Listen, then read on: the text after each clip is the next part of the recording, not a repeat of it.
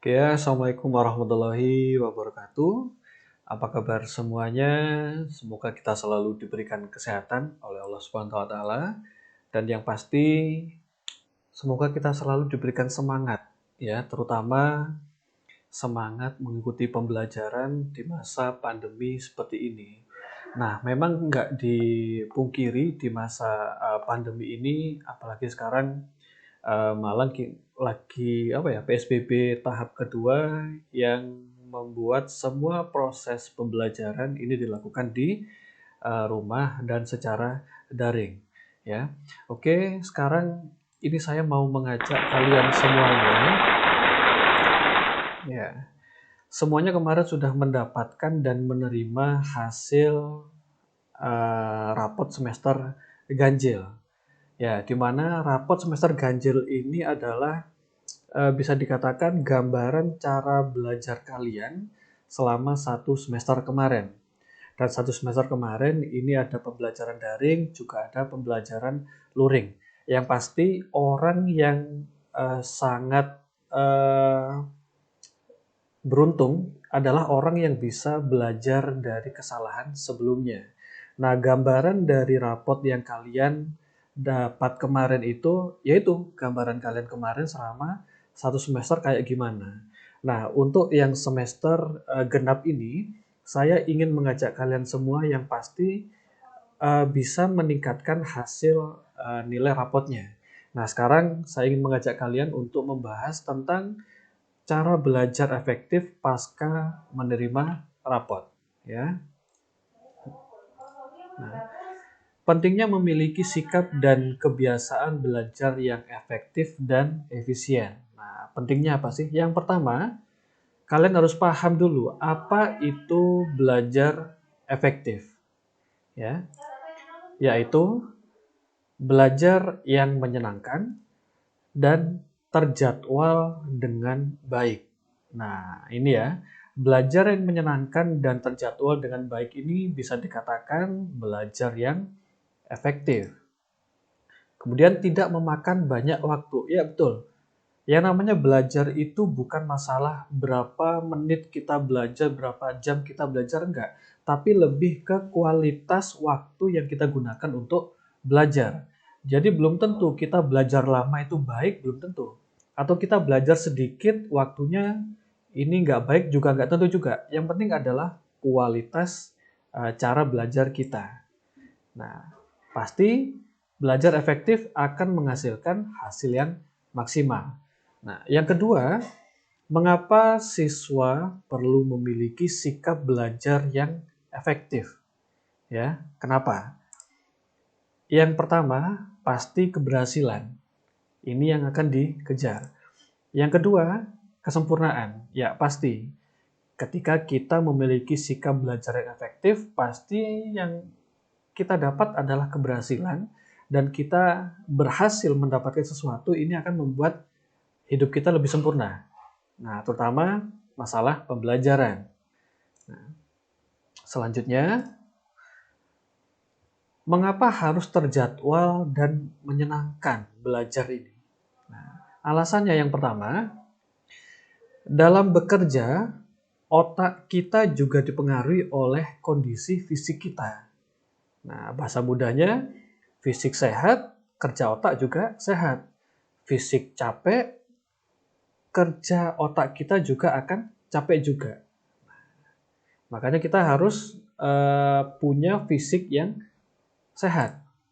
Yang kedua, kalau kondisi fisik kita capek, otak kita tidak dapat bekerja dengan maksimal. Nah, kalau otak kita tidak bekerja dengan maksimal, informasi yang kita terima tidak dapat disimpan dengan baik oleh ingatan kita. Akibatnya, informasi yang pernah kita terima tidak dapat kita pergunakan lagi saat kita membutuhkannya. Ya, bahasa mudahnya adalah kinerja otak ini memang dipengaruhi oleh kondisi kesehatan kita. Semakin sehat kita, semakin maksimal kinerja otak. Ketika kinerja otak ini maksimal, daya ingatnya ini juga akan lama juga. Nah, jadi ketika kita belajar sesuatu, kemudian kita ingat-ingat, kondisi fisik kita baik, ini ingatannya akan muncul. Beda lagi dengan kalau kondisi kita capek atau sakit, kita mungkin bisa menghafal sesuatu dalam otak kita ini bisa. Cuma jangka waktu penyimpanan memori di otak kita ini yang berkurang. Nah, jadi perlu kondisi fisik yang baik. Nah, ya, ingat-ingat, belajar kebut semalam tidak efektif dan tidak bermanfaat buat siswa. Iya, terkadang itu banyak eh, yang memiliki pembenaran ya menurut saya. Dengan bekerja dengan waktu yang mepet, ini katanya itu bisa menghafal dengan cepat. Supaya besok waktu ulangan ini bisa mengerjakan. Iya memang ya. Di satu sisi memang kita kalau bekerja di bawah tekanan mungkin contohnya, itu kita bisa menghafal dengan cepat bisa, tapi cepat pula ingatan yang ada di otak kita ini untuk menyimpan memori tersebut. Karena apa?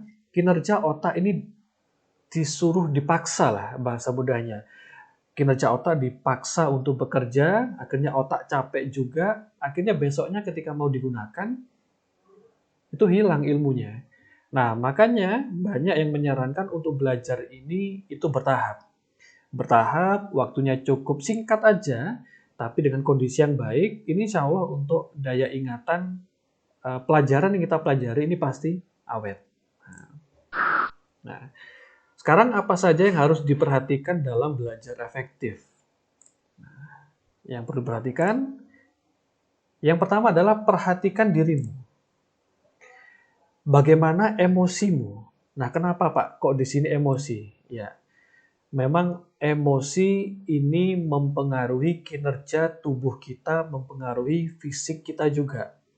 Kalau seandainya, gini ya, emosi itu tidak selalu kaitannya dengan marah ya.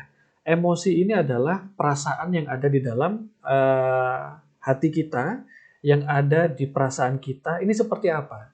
Jadi emosi itu ada dua, emosi positif sama negatif. Kalau negatif ya paling mudahnya marah-marah, sedih itu negatif. Kalau yang positif ini seperti bahagia, senang, tersenyum. Nah, jadi yang diperhatikan pertama adalah kita harus memiliki emosi yang positif. Atau bahasa mudahnya tubuh kita ini siap untuk belajar tanpa tekanan. Dampaknya, emosi positif ini akan membuat kinerja otak menjadi baik dan membuat otak ini kekuatannya itu bisa maksimal. Kekuatan apa Pak maksudnya? Salah satunya adalah kemampuan untuk mengingat apa yang kita pelajari. Kemampuan untuk membuat jangka waktunya lebih panjang pelajaran apa yang kita pelajari. Nah, arahnya ke sana. Nah, ketika kinerja otak kuat, dampaknya adalah keberhasilan. Pasti. Otak kita kerja maksimal, daya ingatnya maksimal, hasilnya pasti keberhasilan. Nah, ketika keberhasilan ini kita peroleh, nah, ada kehormatan diri. Atau bahasa mudahnya ada kebanggaan diri. Nah, ini adalah penghargaan buat diri kita sendiri. Nah, ketika kita sudah mendapatkan keberhasilan, penghormatan, itu nanti muter lagi ke emosi positif.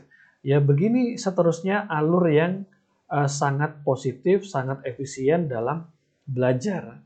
Jadi kita harus memperhatikan emosi kita agar kekuatan otak kita bekerja maksimal dan mendapatkan keberhasilan, dan penghargaan buat diri kita adalah kehormatan diri. Nah, selanjutnya, perhatikan diri kalian. Maksudnya apa, Pak? Ciptakan minat dalam dirimu dengan bertanya. Nah, ini. AMBK. Apa manfaat bagiku? Pertanyaan ini adalah pertanyaan yang patut kita berikan kepada diri kita agar kita ini paham apa yang akan kita lakukan setelahnya. Apa manfaat bagiku? Ketika kita sudah memahami apa manfaat bagi kita, kita pasti akan membuat target. Target ini apa? Target ini tujuannya adalah supaya kita ini terstruktur dalam melakukan sesuatu. Ketika kita bisa menata dengan baik, kemudian kita mengerjakan dengan baik, hasilnya ya tadi keberhasilan. Nah, jadi alur pikiran kemudian alur tingkah laku kita itu terstruktur. Beda juga seandainya kita nggak bisa menjawab pertanyaan ini. Apa manfaat bagiku apa, Pak ya? Nah, bingung. Akhirnya susah mencari jalan yang terbaik itu apa. Kalau seandainya kita bisa dengan jelas mengartikannya, kalau saya belajar ini manfaatnya adalah ini. Artinya dalam diri kita itu sudah ada motivasi yang positif. Jadi, contoh belajar. Apa manfaat bagiku? Belajar untuk apa? Apa manfaat bagiku kalau saya belajar bahasa Inggris? Apa manfaat bagiku kalau seandainya saya belajar kimia? Apa manfaat bagiku kalau seandainya kita belajar farmasi? Nah, ini yang harus ditanamkan kepada diri kita. Selanjutnya, dalam belajar efektif ini kita harus paham dulu diri kita seperti apa. Nah, contoh ini ada bentuk mata ketap-ketip ya. Ada pertanyaan, temukan gaya belajarmu. Apakah kamu suka mencoret-coret ketika bicara di telepon? Apakah kamu berbicara dengan cepat? Apakah kamu lebih suka melihat peta daripada mendengar penjelasan? Kalau 3 ciri ini ada di diri kalian, kalian termasuk dalam tipe pembelajar yang visual. Artinya suka mengamati, suka melihat, dan kebiasaan orang visual ini adalah suka membaca. Ya, dia suka membaca, dia suka mengamati. Dengan cara itu dia bisa mendapatkan ilmu dengan baik. Contoh, kalian bisa selain membaca dari buku, sekarang di internet kita bisa mencari sumber belajar ini yang lebih banyak. Nah, selanjutnya ada dengan ciri seperti ini. Apakah kamu suka berbicara sendiri? Apakah kamu menyukai ceramah atau seminar daripada membaca buku? Apakah kamu lebih suka berbicara daripada menulis? Kalau seandainya kalian punya ciri seperti ini, kalian termasuk auditori. Auditori adalah bahasa mudahnya itu lebih suka mendengarkan. Nah, lebih suka mendengarkan. Kalau kalian punya tipe seperti ini, kalian itu bisa memaksimalkan selain membaca buku, bisa dengan melihat YouTube. Nah, di YouTube mungkin karena kalian lebih suka mendengarkan, kadang mungkin kalian tidak melihat yang ada di laptop itu apa, di HP itu apa, tapi lebih biasanya suka menggunakan headset. Nah, jadi lebih suka itu mendengarkan penjelasan, ya biasanya sambil merem-merem, tapi dia mendengarkan, ya. Biasanya orang seperti ini itu biasanya suka belajar dengan diiringi ada suara musik. Selanjutnya, apakah kalian berpikir lebih baik ketika kamu bergerak atau berjalan? Apakah kamu banyak menggerakkan anggota tubuh ketika bicara? Apakah kamu merasa sulit untuk duduk diam? Kalau seandainya kalian punya ciri ini, kalian termasuk tipe pembelajaran kinestetik. Pembelajaran kinestetik ini lebih mudahnya gini. Kalian akan lebih mudah itu belajar atau menghafalkan sesuatu. Ini semua organ yang ada tubuh ini ikut gerak semuanya. Contoh, kalian ingin menghafalkan teks undang-undang. Kalian pasti akan susah kalau seandainya duduk, kemudian menghafal, susah. Biasanya malah sambil jalan, dan hafal Undang-Undang Dasar Negara Republik Indonesia sambil jalan, riwa, riwi seperti itu, ya. Dan biasanya kalau kinestetik ini kelihatan aktifnya itu ketika pembelajaran praktek biasanya. Nah, jadi seperti itu. Nah, tujuannya apa kok? Kenapa saya menyampaikan tipe-tipe pembelajaran ini supaya kalian paham. saya ini termasuk tipe yang apa. Nah, ketika kalian sudah tahu apakah saya tipe orang yang suka melihat atau mendengar, atau yang terakhir suka dengan gerakan atau praktek, kalian pasti akan dengan mudah memaksimalkan cara yang efektif buat saya seperti apa. Nah, ini ada tips belajar yang efektif, cuma kita sambung minggu depan. Nah, ini ada nomor HP saya. Silakan selama eh, pembelajaran mungkin atau di luar pembelajaran, jika kalian ingin melakukan konsultasi atau ingin bertanya, bisa WA saya atau telepon atau video call, bisa individu, bisa berkelompok. Nah, di sini kita lebih ke diskusi. Nah, seperti itu. Mungkin ini aja yang bisa saya sampaikan. Minggu depan akan kita lanjutkan dengan membahas tips belajar yang efektif itu seperti apa. Nah, ini kita lanjut minggu depan. Silakan kalau seandainya ada yang ingin ditanyakan, bisa langsung chat via WA dengan saya. Mungkin itu yang bisa saya sampaikan. Terima kasih. Assalamualaikum warahmatullahi wabarakatuh dan selamat pagi.